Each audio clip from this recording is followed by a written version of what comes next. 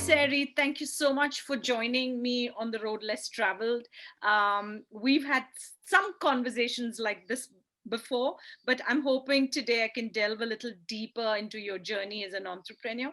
And the idea, really, through these conversations is to share the entrepreneur journey with as many people who listen to this and hopefully inspire people to become entrepreneurs. Thank you. Thank you for And having I'm especially excited also because the little bit I know of you, I'm really intrigued by your journey, and I don't think we've ever spent time exploring that journey. But you know me, I'm also trying to get to uh, even 1/100th of your Twitter following. So I'm hoping through this I'll get some insights into that. Um, let's visit Sairee at 10. Um, were you an entrepreneurial kid? Who talk to me? If you had take me back down the road and I met Sairee at 10, who would I meet? super. I think great question. I think it brings a whole rush to me personally because I think one, you would meet me in a small town called Muzaffarnagar, and we would live on a factory campus. In Hmm. fact, the location was called Nara because the Japanese set up this steel plant and then abandoned it. And my dad was part of the team that was reviving the steel plant. So we lived literally in a jungle because the only thing around was a steel plant and a railway track and a little pond across. Wow. I don't know if you remember, this was also the time when maybe, the first Amar Khan movie, Kiamat Se Kiamat Tak, came out, and there was a Mhm. song where they lost in the woods. So Yes. we lived was a little bit like that, like they just tall eucalyptus trees, and it was really um aloof, like as it But looked. it sounds beautiful too. It was gorgeous, and it was obviously, as kids we were annoyed because we didn't get to go to our friends' birthday parties and we didn't get to shop because we were away from the city. Yeah. But in hindsight, it was beautiful, and of course now I have far more appreciation of it. And if you met me at 10, actually, because we lived away from the city, I spent most of my childhood reading, and rest of it, you can call mobilizing, because I was always annoyed by the fact that we didn't have things to do here. Hmm. So I remember one summer, I think around that time, setting up setting up SNJC library. Basically, my name is Sairee and my sister called Jagrati. So it was both our names put together. And we basically went around the colony and, got books, and we issued library cards to people to say, for summer vacation, you can borrow books and you can give us $5. So you And were entrepreneurial at 10.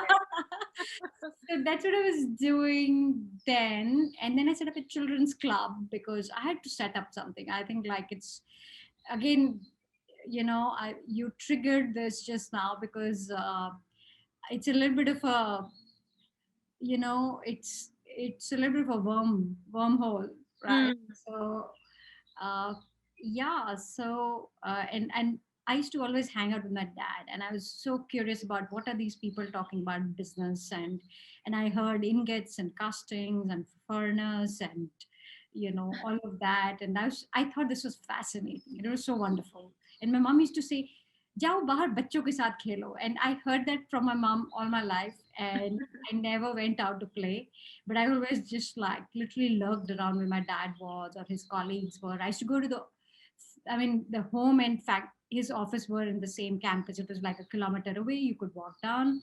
So in summers, I would just go literally be in his office all the time, pretend to work on the typewriter. So yeah, it was a nice, peaceful childhood full of curiosity. So I've met Sari at this almost Enid Blyton kind of setting, already showing signs of being an entrepreneur at 10. Let's meet Sari at 18. Oh yeah. Oh yeah, you're hitting the right ages, I think. So by 18, I was in JNU. I left home when I finished my 12th at 17, and luckily for me, in my family, we have a playbook. All my cousins go to JNC, Mm. and they all get married by the time they're in their third year. So I think I escaped that, and I was hell bent on escaping that. But I was in first year college, and actually uh, really sort of settling down in a new life. But I was so excited about being on my own, being away. The world had opened up, and I actually remember getting my first assignment back then. So I was graduating in Russian language, and I had just Mm. about finished my first year of college. And then one day, in old days, you don't have mobile phones, right? Yeah. And you'd wait for phone call from home, right? Yeah. In the waiting room of the hostel, the visitor room had one Yeah. phone, and everybody just hovered around it. So I was waiting there one evening, Sunday evening, and then I see this very elegant couple walking in, and you could totally see they don't belong here. They're so well dressed, and all of Mm. students in t-shirts always. So, and they were like, "Oh, we've come from Ministry of External Affairs. I'm a diplomat, and my wife's also a diplomat, and we've been deputed to go to Russia, and we're looking for somebody to teach us Russian." Wow. I was like, "Oh, wow!" And of course, look, I was still in first year learning myself. I barely knew the alphabet and basics of good morning and how are you. But You liked a challenge and you jumped into it. so no, I just sort of like you know put my hand up to say, yeah, sure, I'm studying Russian, maybe I can teach you. And they were really sweet, and they said we only have like 8 weeks before we go, so we just want to start ASAP. So there, that was what became my first paid Job. assignment. Mm. And interestingly, they were so sweet. They knew I was a student, so they would come every other day, actually Saturday, Sundays mostly, and we'll sit under a tree in JNU and learn Russian. And I did that for about 8 weeks. Then they went away, and before they left, they brought this envelope nicely taped up. It had $3,500 in it. It was my first Wow. thing. Do you So, remember what you did with it? yes, I bought my mom a watch. Oh, lovely. Yeah, so she still wears it, and it's still like on her bedside, and Oh. it's become like all old and worn, but she still keeps it. So there's Sari at 18, you've earned your first salary, you buy your mom a watch. Let's jump a little ahead now. What were the next bunch of assignments, or what path did you take from this? So I think I think a lot of these are steps in hindsight. I've always been a person who wants to do more than one thing. So Mm. like all through college I was working. So I was doing my college, and I was an adequately good student, like an a student, maybe not an A plus, but definitely an A student. But I kept working. In fact, because of that couple, uh, you know uh, basically, like you just need one opening, right? Yeah. So I became the person who teaches Russian, and MEA had my number. And so it actually turned into many interesting things. So this was the time when Soviet Union had broken up, and all these embassies were coming to India: Mm. Ukraine, Kazakhstan, Belarus, Uzbekistan, Kyrgyzstan, all of that. And you were learning the exact language that would be of need. Yeah, so I ended up doing so many assignments for embassies, for MEA, for anybody who wanted like any sort of thing. Then uh, I remember literally the opening of Uzbekistan embassy. I remember writing brochures for them. I remember translating material. I remember doing interpretation assignments if folks needed. So it was really amazing that all you need is one little break, right? And then I remember there was something called India CIS, Chambers of Commerce, Mm. and they were looking for a person to come and help out. And I got a part-time job, 3 days a week. I used to go Wow. after college, uh, and spend 3-4 hours helping them with their different whatever they needed. I would sort of you know, get Get done. get done. And yeah, so I worked all throughout. And somewhere while I was finishing my college, I knew it was time to look for a job. And so right outside JNU Gate, there was this, bunch of offices, and one of them was a media house. Mm. I remember walking in there a semester before our final exams, basically the last semester. And I remember walking in and saying, I'm here to meet the editor. Obviously, the editor didn't know that I was here to meet him, but I told the guard. You had nothing to lose. Exactly. So, so he went and called the editor. And when this guy came, so I told him, please sit down, So he didn't know what to do. It was his office. But he said, look, I said, look, I live across the street, and I have a car, and I'll tell you the story of the car as well. And Mm. I told him, look, I'm a student. I'm very good with, I've done all these things which I've done with India CIS and the embassies and whatever. I'm looking for a job, but I need a part-time job because my last semester is still not done. So Mm. shell shock, like, look at this person just trooping in here and demanding a part-time job at that. But in the end, I convinced him, and he gave me actually a part-time job. It started at 2 o'clock, and I told him, "Look, don't worry, I will stay as long as needed on the other side, but I Mm. can't come before 2 because I have classes before that." Mm. So I got that job. It was a magazine called A&M, Advertising and Marketing, and they had a couple of other magazines. So I learned how to do layouts and subbing and reporting. Fun. And yeah, so, and I told him that, look, I have a car. So if you send me on an assignment, it won't be a problem. You won't have to pay for my transport. So, So that clinched the deal. so I told him all that, and I got that job. So 6 months I did that before my college got over. And then as I was finishing this, one day in office, somebody said, hey, there's this gentleman looking for somebody who speaks Russian, and he's looking to build something. Um, so I was like, yeah, give me the number. I'll go meet him. So I go and meet this guy called Deepak Kamran. And in Delhi, obviously the pub culture hadn't come back then. Mm. There was only one cool place called TGIF, which Oh was, yeah, I remember those days so at like, TGIF. that was the coolest place in town, at Priya Cinema. So I met him there. So I met this guy Deepak Kamran. Now Deepak he's again a very elegant guy, and he came with his daughter. So I was like, okay, this was already a plus one, like super, you know, super start. And then we chatted. So he told me that he's a mariner. He has sailed all his life, and he's done really well, but in the sailing community, merchant navy community, sailor depression is a big problem, and he wants to solve that by setting up this good news from home newspaper, and he's looking for somebody to help set that up. What a lovely idea. Yeah, so that became my next assignment and my first startup. Wow. So I met Deepak, and I said, look, we'll set up an office here only in Vasant Kunj, and tomorrow I'll show you the office. So we land up there. Turns out it's his flat that's been locked up for like, I don't know. Oh my gosh. And it's full of cobwebs, and like, so first thing we go and do by jhadu pocha, and like we clean it up and make it like, at least let's see what's here.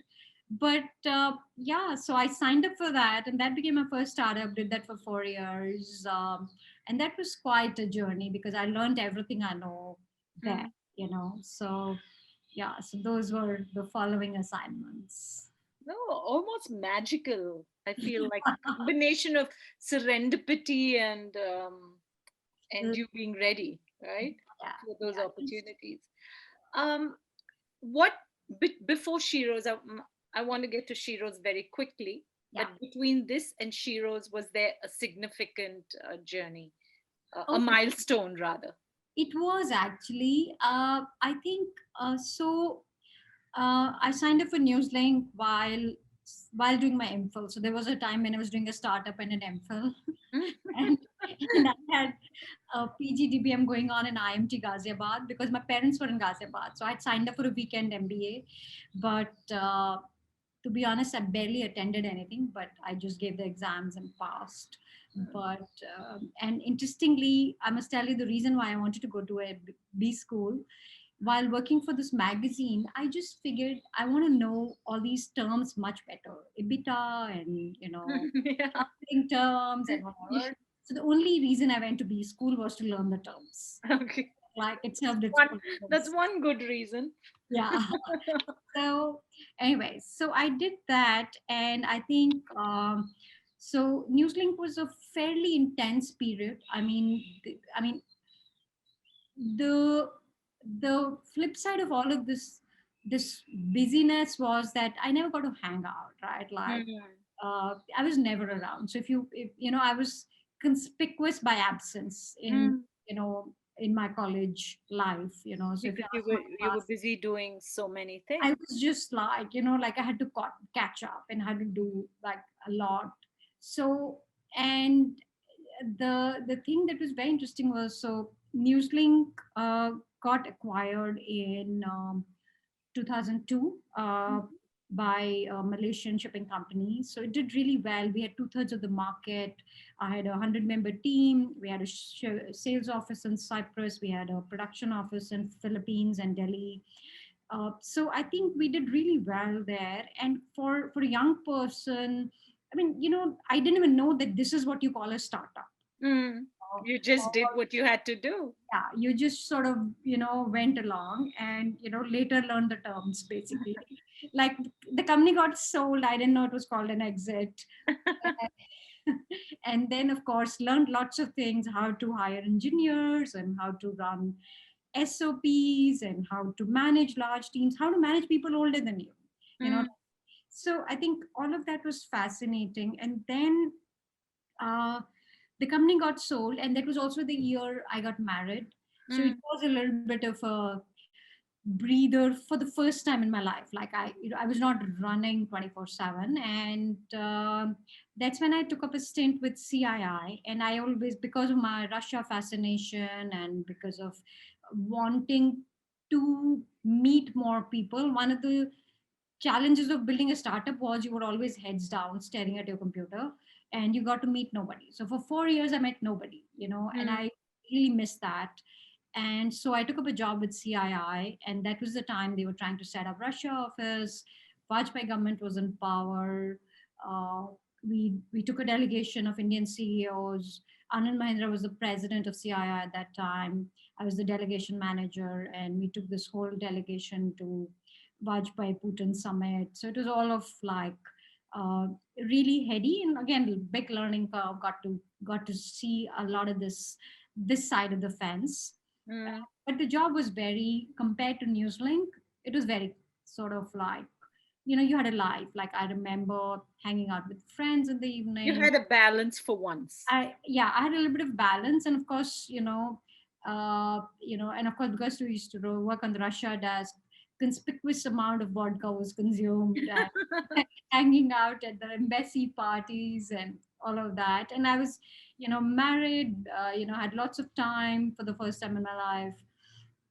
And then I think from CII, I got an offer to join this company called Hydrick and Struggles. They are a Chicago-based leadership consulting firm, Mm. and joined there because of the boss who was interviewing me, a guy called Barry Gill, who's I think one of the most smart people I've met, in my life. He's just a high integrity, high commitment sort of a guy. Was this job going to be in Chicago or No, was it no, for a company based there? no, it was in Delhi, but Okay. again, they were building a Russia practice. Mm. So, all along the way, I think that was a common thread.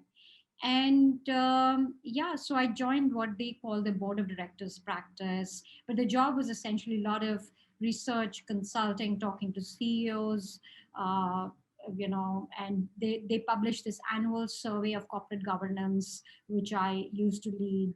So lots of, again, I think big company culture. It's a listed company, 56 offices, Mm. very different from Newslink, very different from CII, but very different in scale, but super slow for my taste. So I lasted there practically 2 years, and I was like, it has to get like, I have to do something on my own again. So I left that and set up my first company owned by me, set up by me along with another partner. And this was the time, India internet and entrepreneurial ecosystem had somewhat grown, and there Mm. were companies like 197 and OnMobile and Yeah. IndiaMart and Make My Trip and InfoEdge. So the scene had become, somewhat comparable, bigger, And relatively. exciting. Yeah. Yeah. So we set up a company to work with tech startups to help them scale. And we Mm. said we'll come in as a turnkey partner. As a founder builds a company, they need a lot of help in building systems, processes, SOPs, hiring, a whole bunch of those. The 0 to 1 The process. 0 to 1, and basically founders at that time, like I remember, uh, 5 million was a big raise in those Mm. markets, right? So, and there were not many, right, companies raising 5 million at that point in India. Yeah. So anyway, so we became the partner that came and did all this turnkey work. Small team, 20 member, uh, and strangely, I think because of Newslink, I had a and my own belief in part-time work, remote work, flexible work. We just had a team that was spread out. So even in 2006-7, when I set up Sairee Consulting, it was our team was distributed. I had uh, colleagues sitting in Hong Kong and South Africa because they were just smart people, and You were ahead of the curve. yeah, But Sadie, I so, want to stop you for a moment there. yeah, I want to stay with this yeah, before we jump ahead. yeah. Um, A, what was this company called? And B, how did you decide this was the opportunity you wanted to create a business around?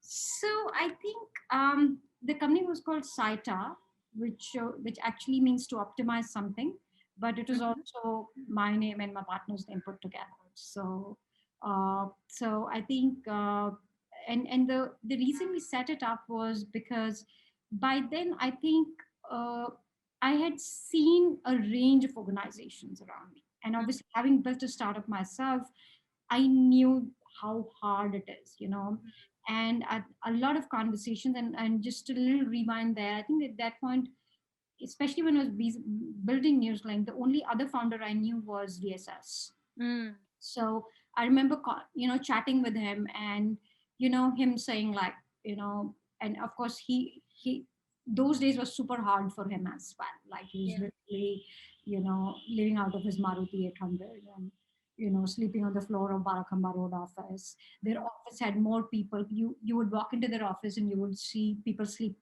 working on the floor because there were no chairs. Wow. Or there's not the office is small. The real startup story. The real startups, right? So I think just that cognizance of the fact that, look, something is happening here. Like everybody's trying to grow up here. Mm. So obviously at that point maybe I didn't know the term ecosystem, but the realization of the fact that, oh my god, all these companies are trying to become something, and everybody's sort of, you know building something that they need help on, and maybe I can help. Mm. So it really came from there, and having built Newslink really, really ground up, was quite a lesson in itself. It was quite an experience, and of course, the other thing that is probably unique about the time is just the lack of resources. Mm. You just did with whatever you had, right? You didn't Yeah. have like a lot of options. The entrepreneurial community was really not there. There were barely anything going on. The world of business was still a little legacy, right? Like CII was the organization at the forefront of India, right? And none of what we see was there. Mm. So yeah, I mean, I think simply put, Flipkart hadn't happened, right? So I think just in terms of, the consciousness around startups was super super thin, but some of us had, sampled it. Some Yeah. of us had been building something, try. Some of us had seen internet companies in whichever way or form, and it was still an exciting time, and that's what led me to, set this up. And yeah, and I think a little bit of my own personal space. By the time I set up, uh, the consulting company. It was also the time, my daughter was born. So I think in my personal space also, I was not ready to do a 24 by 7 startup. So Yeah. I mean, building a company is hard enough, and building a consumer internet company is just crazy. But I mean, I love consumer internet, but I think that was the time I was also trying to figure out, what what what would be a great way to get around. Like, I remember literally bringing my daughter to meetings, and tagging her along everywhere with me. That pram went everywhere. I remember signing up DGM India. Anurag Gupta, who unfortunately passed away a couple of years ago, was Mm. founder, and I remember meeting him here in Delhi, and we met at a hotel. And my daughter was probably, I think, 45 days old, and Wow. can you come and meet me? So I just took her with me. I took the pram, and I remember it was an evening meeting, and Anurag and I chatted, and we sort of, he gave me the brief, and he's like, please help me set up India operations for DGM India. We need you to do one, two, three. And my daughter was in the pram, like literally, going Wow. away at this. And yeah, so I guess everything again came together beautifully. And yeah, so did that for about five and a half years. In those 5.5 years, Sari, of this being your real proper Yeah, breakout startup, yeah. um, what were your biggest challenges? Were there days when you said, what have I got myself into, especially new mother, startup, and the challenges that come? And the reason I ask this is we all know the entrepreneur journey does have challenges, and it's nice to talk about them, but also how you worked around it.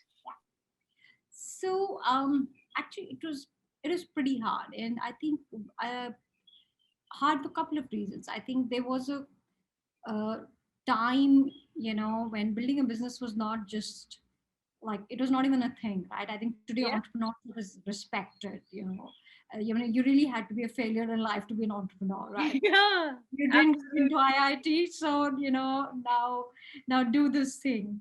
So I remember lots of small things. For example, office space. Uh, we had an office on Nehru Place, and we outgrew that very quickly, commercial space. And Delhi, for example, doesn't have a lot of commercial office space. You had to go to Gurgaon, and I just couldn't with my daughter around. So so we took this whole, semi-commercial residential space, and in a couple of months, we got kicked out of by MCD. It came and sealed our office. Wow. So like, it's an inane challenge, but it's there, right? Like, Yeah, it is a challenge. He was kicked out of your office space. yeah, and like for no real sort of, I don't know if you remember, but Delhi keeps having these ceiling drives, right? They just Yes. have to seal things. So have seen that a couple of times. I think every time we worked with old school businesses, getting our money was like, crying tears of blood, right? Like, just payments were always late.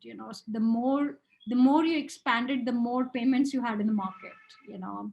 And it's such a Yeah. silly problem, but it's a real problem because your wage bill is 30 days, right? But your payment cycle is, I don't know what, 250 days. So it's, That's why we're coming out with an entire report on that. But and here you are, you've experienced that. yeah, So there's payment, there's yeah, office space issues. What else? yeah. And generally, I think the whole uh, thing of a lot of small things, right? Like, even, taxation. Like, one of the strangest things in India is tax laws, right? Like, your Mhm. taxes become due before your first payment comes in. Absolutely. you Yeah. know so, and of course, now with GST, the moment you raise an invoice, it doesn't matter It's whether, a double whammy. Your yeah, payment may not come, but you get taxed. So you, exactly. yeah. So, these things, I mean, these are not just for us, but when you're building something, these are real challenges. And if you don't come from money, which I didn't, like, you It's a survival thing. How do you get past every day? yeah, exactly. So what you end up doing is, as a founder, your personal toll keeps going up. So, Mm. okay, fine, we gotta pay taxes, our invoice has not come. Okay, fine, I will not take salary this month. Okay, I'll not take salary this month also. So, you just it just becomes a thing, and I think after a point it becomes exhausting, Yeah. and it's it's just a little diminishing, in terms of the whole thing. So yeah, I guess those are some standard sort of challenges. Were there challenges being a woman entrepreneur? Oh yeah, I think a lifetime has gone by. There were barely any Women women at that in time the who were ecosystem. entrepreneurs. Yeah. Yeah, in fact, I remember Shraddha and me bumping into each other everywhere because probably, we were the only ones around, or at least only ones sort of showing up. So just sort of, I think it was very lonely. And one, because you're always the only woman in the room, it somehow makes you judge yourself a lot more harder, right? Mm, I don't think men do it because they don't have any reasons to, yeah. right? You're the odd one out, so you there's a weight on your shoulders about that, Yeah. so it doesn't sort of go away. And yeah, and I still think that I think the boys had each other and a lot more, whether There were peer groups, there yeah, was learning from each other, but yeah, your circle was so small, you didn't have that. yeah, There was no ecosystem for women entrepreneurs. yeah. And I think it's gotten better, but it's still, like it's still tiny compared to, the ecosystem's gotten bigger. There are more companies, there are more founders, there's more of everything, but the ratios haven't changed a lot. Yeah. But did this part of your journey influence, and now we're getting into where you are today, the birth of Sheroes, or was that a separate journey? And let's talk about that. Right. So look, I think by this time, one, I had experienced parenthood. I had experienced this whole, lack of any system, any support system whatsoever. Yeah. I remember taking my daughter to office, making a crash area for her. I had a day sitter. I didn't have full-time help. I live in an apartment. There's no place for an extra person in the house. So I had somebody come in at 8:30 every morning. We would all get up, stuff ourselves in the car and go to office, spend whatever we could, spend the day there, come back. Uh, and and then of course I think the other thing was our team had a lot more women, and this was not very conscious, but we ended up having more women in our team, Mm, partially because because there was a crash, there was remote work, there was flexible work. I had colleagues who were potential partners at McKinsey and Goldman Sachs and the big, the best of the best companies saying, "Can we come and work with you?" And some of them did work with us, but we were a small team of 20 people. And I remember us getting so many applications from very smart women. And that's what triggered first Flexi Moms before Sheroes, and then Sheroes eventually. And I was like, oh my God. And, I had seen my own personal journey, but I had seen the startup ecosystem, and then this was happening. So all the dots were somehow presenting themselves to me all over again. mm, And uh, I knew that uh, there's something underneath. Like one has to prod this more and sort of see where it goes. So that was really the genesis of Sheroes. That hey, internet is the fuel force of our life, and there's so much interesting stuff going on. And at the same time, look at all of us and look at the number of women who are trying to work with a teeny little company because the mainstream ecosystem won't sort of support them. So mm. where it all started, and I guess all these dots, right? Not seeing enough women in the room for a long period in time, not sort of seeing the support system around things, uh, and of course, like my peer group who I went to school with, right? Mm. They all went on to become doctors, engineers, CAs, architects. Super, how Indian children are, right? Competitive, and everybody is on to becoming something. And I remember going for a high school reunion, and most of the men who I'd gone to school with had dropped out of workforce. So it kind of stayed with me a long time. So it was just a lot of these, things presenting themselves and saying, woman And do something. Sheroes was you connecting the dots. Yeah, Uh, Sari, I want to talk a little bit. We spoke about challenges, but I want to talk about failure. I think it's important to normalize failure. yeah. Okay. We actually think of failure as a bad thing, but failure is really success, WIP, Yeah. right? Let's talk about an idea that you were married to, perhaps within your Shiro's journey or in your earlier entrepreneurial avatar, Yeah. and you was sure that it would succeed, but it failed miserably. And what did you learn from that experience? Actually, lots of failures, Sandhya. I think the more failures than one can possibly imagine. And I think you can call them micro failures and you can call them mega failures. But, and I think a little bit is also context, right? Like I'll give you a little context. When Mm, we first started Sheroes, I think our idea of the world uh, was that, today there are 10 million women who are online in India. Most of them are in Delhi, Bombay, Bangalore. So the first product was just built for women in metros, right? And for the mm, working women, the corporate women. But turns out, when we look back, that market was so small, mm. right? Like, and obviously it grew. We got a little lucky that Geo WhatsApp happened, and we got to see an opportunity present itself. But it was just sheer luck. But the first sort of problem statement, while it is a good problem to solve, right? I'm not saying that it's not a good problem to solve. But it didn't allow for scale. Yeah, I mean, it did have the, like, I remember the largest ambition I had was, even when we first raised funds for Sheroes, was 1 million women. Wow.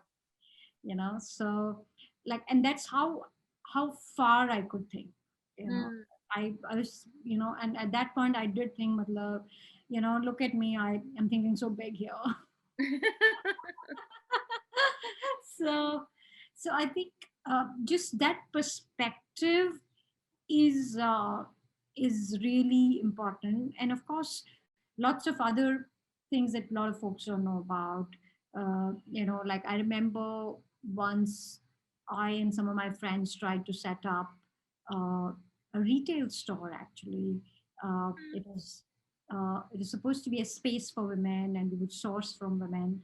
But then I had no retail jobs. I'm not even a shopper. I know nothing but the business. So that was dead on arrival.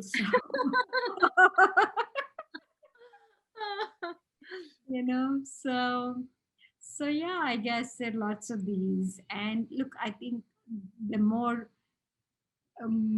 dead projects in your computer hard drive than live projects, just in terms of things that you've shelved, things you've tried, things that, you want to do. And that itself could be a book, to be honest. Uh, I'm going to buy that book for sure. Sari. Sari, I want to switch gears. I love, I can go on. I think I can do this for 3 hours, and I think you'll have enough content for 3 hours. But I want to have a bit of fun. I want to end with some rapid fire. Yeah. Okay. Who's your favorite entrepreneur icon? Oh man. Um, Lots of them. I don't know if you've heard of Dame Stephen Shirley. Yes. Yes, so I love her. I think she's somebody uh, I totally admire. There's Anita Roddick's, who built the Body Shop, Mm. uh, and and I think there's just so many. Anuaga, I just figure, like, I mean, the amount of depth somebody like her brings, I really admire. And of course, I think closer home. Just too many of them, and some of them I've had, the good fortune of knowing and working with. But I think at least Dame Stephen Sherling was super inspiring. I think in early years of my own entrepreneurial journey, I just felt that you one person can make a difference. Mm. So that always stayed with me. And same with the Body Shop. I just felt these are amazing models, personally, for me. The mistake you've made, you would advise entrepreneurs not to make. I think grow your world and, like, think big. I know it's super cliche when everybody says think big, but the truth is we're so bound by, our own tracks, Hmm. unfortunately there's no playbook to think big, right? So the only way you can, it's like growing up, right? So your size and distance is relative, right? Yeah, And in some ways, that that is is the hardest job for a founder. I love that. You're saying don't be limited in your ambition. Um, what do you think is the most important entrepreneurial trait? Persistence. Do not die. Like my favorite quote in the world is "Do not die." Hey, you beat me to it. That was going to be my last question, but that's a good one. Persistence, the most overrated entrepreneurial trait. Cleverness. You're saying you don't have to be clever to be an entrepreneur. Yeah, this whole thing that you can get ahead quick, get rich quick. This whole "I'm smarter than the next guy." I think life doesn't work like that. That's a good one. 5 years from now, what will Sari be doing professionally and personally? Oh wow, that's a very tough one. I hope one, I'm doing something to do with public policy and around women. I think that's a space I'd like to contribute more to. I hope the Sheroes ecosystem has grown enough for me to sort of, uh, you know, uh, it's grown enough for it to be sort of passed on to professionals and built into an institution. I think that's a big focus for me. And yeah, I'm hoping to find more time to, you know, research and write and maybe go back to a university, take up a fellowship or do a PhD or something. I don't know. And of course, I still hope to be doing something in the entrepreneurial ecosystem, maybe investing, maybe, I don't know, building something else. You know, it's a bug, right? It doesn't go away. So yeah, I just feel again like to me, it's a journey of connecting the dots, right? Like, uh, it's again like growing up, right? Like you you can't get to class 12 before you get to class 10th and class 8th and And it's class 6. also not the destination; it is really the journey, It's the journey, right? right? So it's just the dots will add up. Something will present itself. What's your favorite book, Sari? Oh, it's a book called Simple Abundance Hmm. by Sarah Ben Bretnack. It's literally on my bedstand uh, and on my Kindle all the time. Read one page a day book. There's a page for every day. Lovely. I must offline get the name again from you. What's your favorite movie? Oh my God. You won't believe it, but I love Up in the Air. Oh, that's a good one. That's a good one. I love it. What's your favorite holiday destination? Oh my God. Um, Norway. Nice. And finally, you already did say it, but I'm going to give you the opportunity to revisit. And what's your favorite quote? Do Uh, not die. do not die. uh, on that happy do not die, staying alive note, Sari, thank you so much for doing this. I had fun. it, Same it here. was really lovely to get to know you a little more, and I'm hoping people who listen to this learn a little bit from your journey. So thanks so much. Thank you. Thank you so much for doing this and for everything you do.